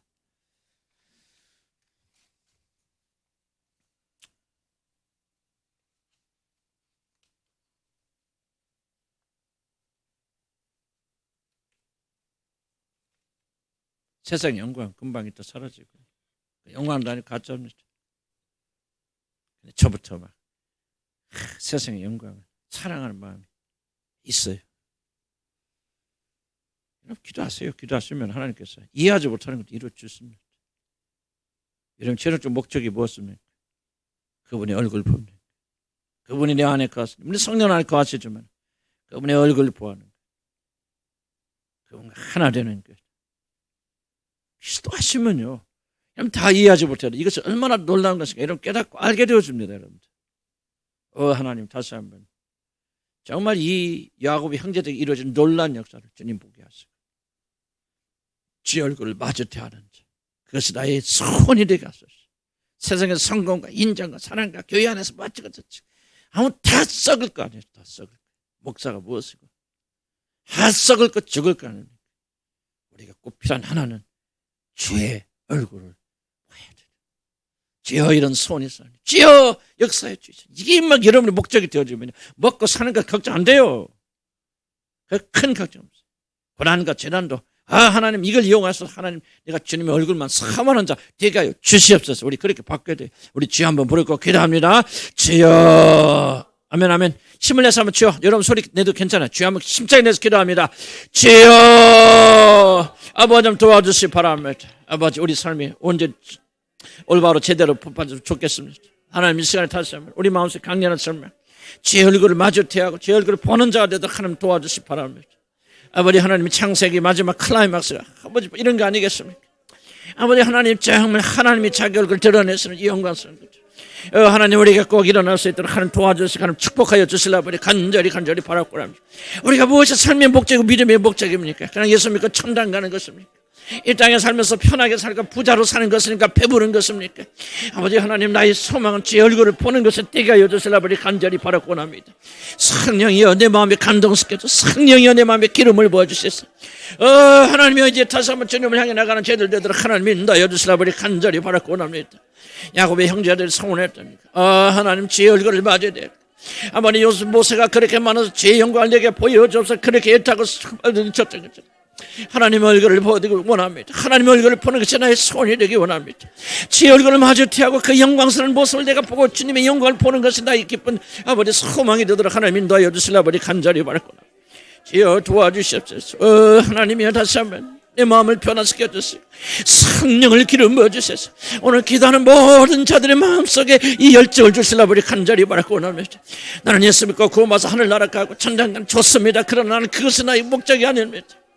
하나님의 얼굴을 보기 원합니다. 주님과 동행하는 자가 되기 원합니다. 주님과 동가는 자가 되기 원합니다. 주님과 함께 걸어가는 자가 되기 하나님 도와주시라 아버지 간절히 바라고 원합니다. 하나님 그거에 다른 목적 내 안에 없도록 도와주시라 아버지 간절히 바라고 원합니다. 그 어떤 높아라 보지 않도록 하나님 인도하여 주시라 아버지 간절히 바라고 원합니다. 하나님이여 하나님이여 다시 한번 주님을 사모하는 마음을 주시고 제 얼굴을 보는 것은 나의 삶의 목적이 되고 목표가 되고 기도가 되게 인도하여 주시라 아버지 간절히 바라고 원합니다. 하나님의 당신의 영광된 모습을 내게 보여주시옵소서. 영광으로 가득 찬 거룩으로 가득 찬 당신의 얼굴을 내게 보여주소서. 아버지 내가 변화되는 그런 역사들 하나님 인도하여 주시라 아버지 간절히 바라고 원합니다. 하나님이 도와주시옵소서. 하나님이 내게 열정 주시고 기도 주시고 힘을 다하여 주시라 아버지 간절히 바라고 원합니다. 하나님이여 내 영혼의 문을 열어주셔서 주님을 보게 하시고 그 주님의 찬란한 영광의 모습을 보도록 하나님 인도하여 주시기 바랍니다. 세상으로 만족하는 자가 되지 않기 원합니다. 세상의 것으로 기뻐하는 자가 되지 않기 바랍니다. 세상 사람들의 인정과 칭찬과 자랑으로 아버지 하나님 보내드리는 그런 자들 되지 않기 바랍니다. 제 여시간에 힘을 주시고 믿음을 주고 함께 해주셔서 아버지 하나님 찬송에 나가는 그런 믿음으로 충만해지는 역사들을 하나님 인도하여 주시려 아버지 간절히 바라고 원하나이다. 주여 우리의 기도를 들어주시옵소서.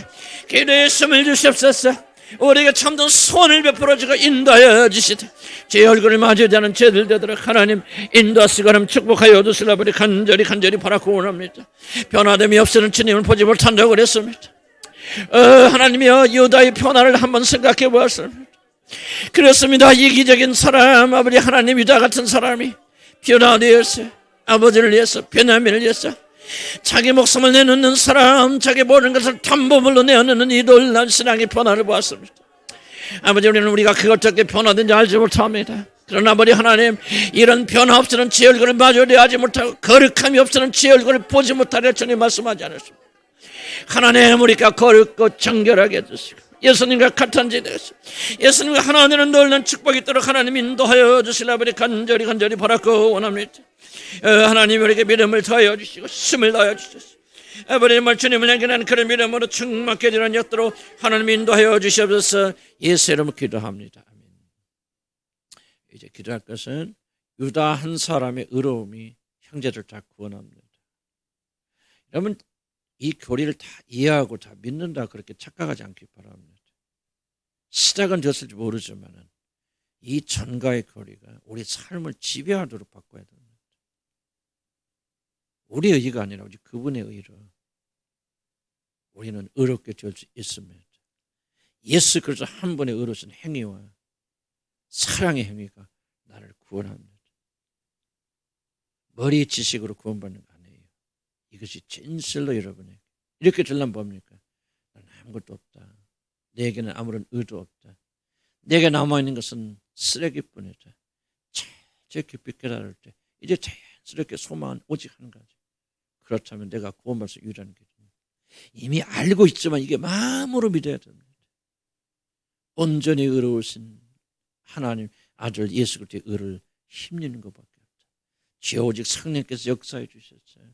내 마음이 내 죄인됨을 깨닫게 하시고 내게 무기력과 무능을 알게 하시고 그리고 오직 그리스도 예수 안에서 소망을 발견하게 도와주시고 내가 이런 믿음이 있다 할지라도 주여 이 믿음을 강하게 만들어 주시사 나의 의는 모든 의는 오직 주님 안에 있게 하여 주시옵소서.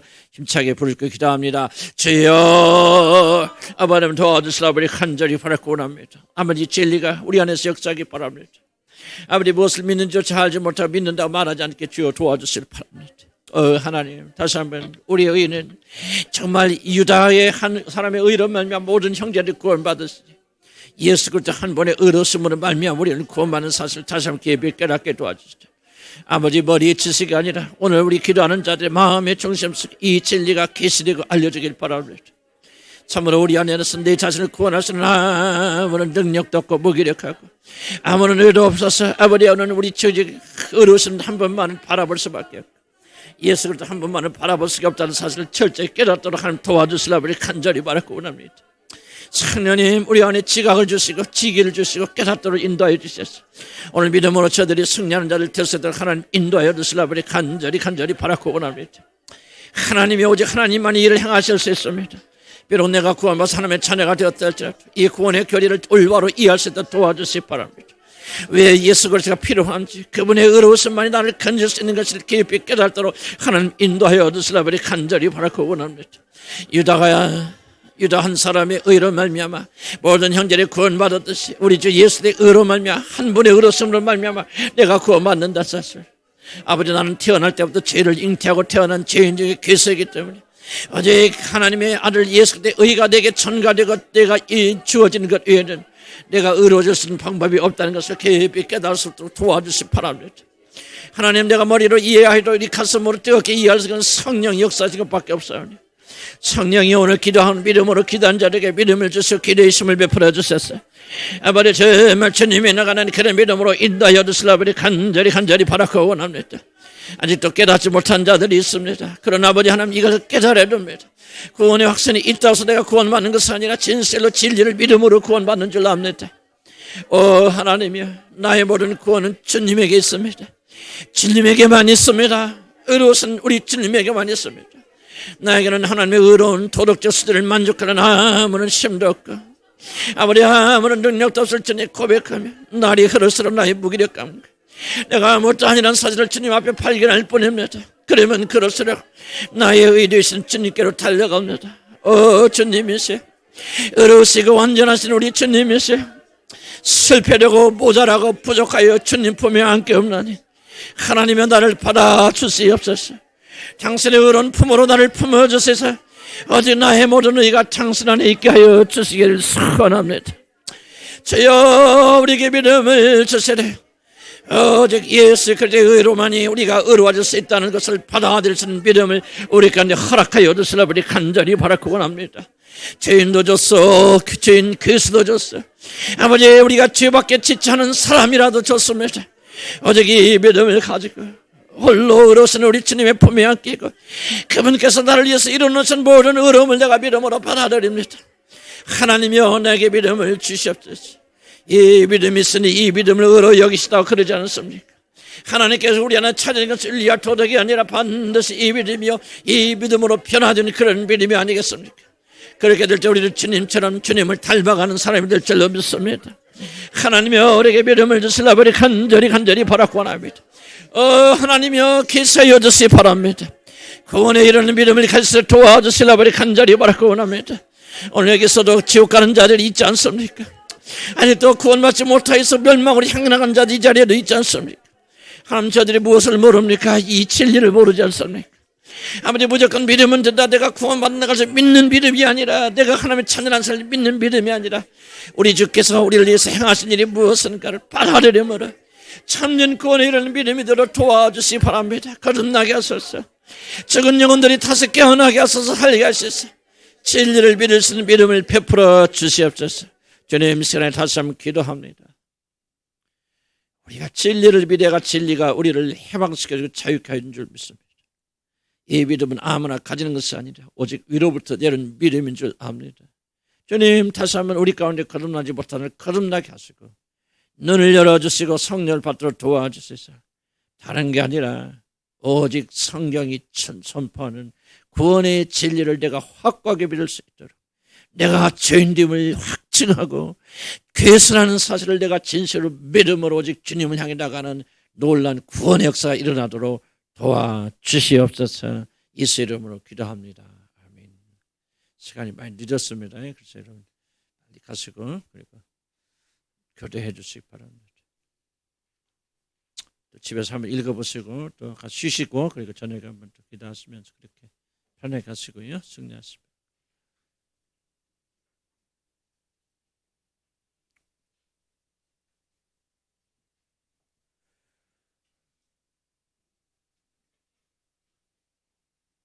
수고 많았고 우리 강유 성경인이라 고생했어요.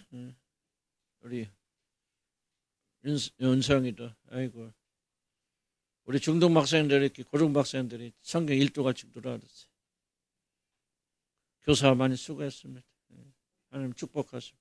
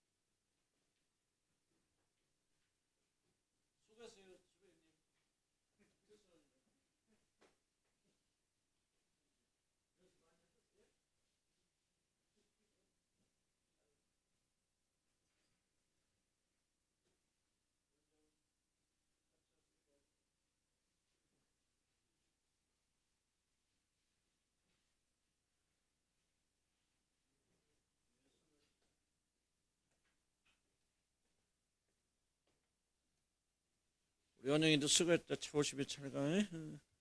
아이고, 조심히 잘 가시.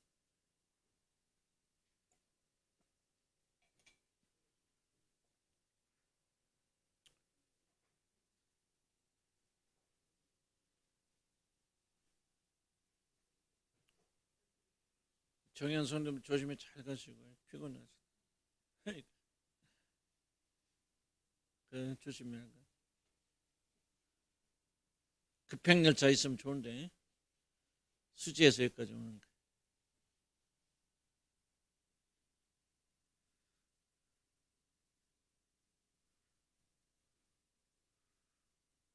한옥점에 언제 신방 간다? 어? 그러니까 나도 이게 좀 5시 끝나니까는 파김치 돼갖고. 그래 어때요? 한번 시간 만들 수 있어. 그래. 조심히 잘 가시고. 조심히. 주님 좀 수고했어요.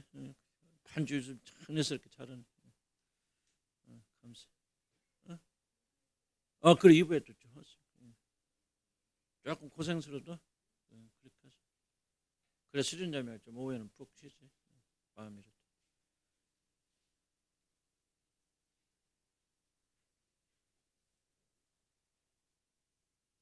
어서 와. 할아버지 밥 해드렸어? 그냥 가셨어?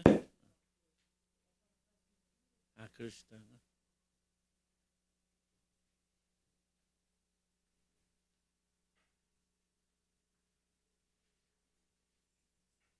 영국이 밥 먹었어? 응. 그랬어.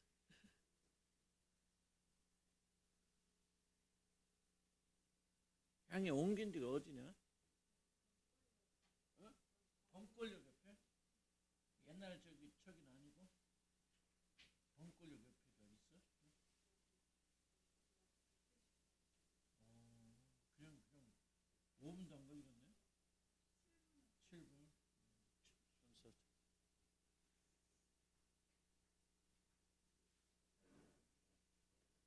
그렇게 또 하는 예비하신 자리가 있고.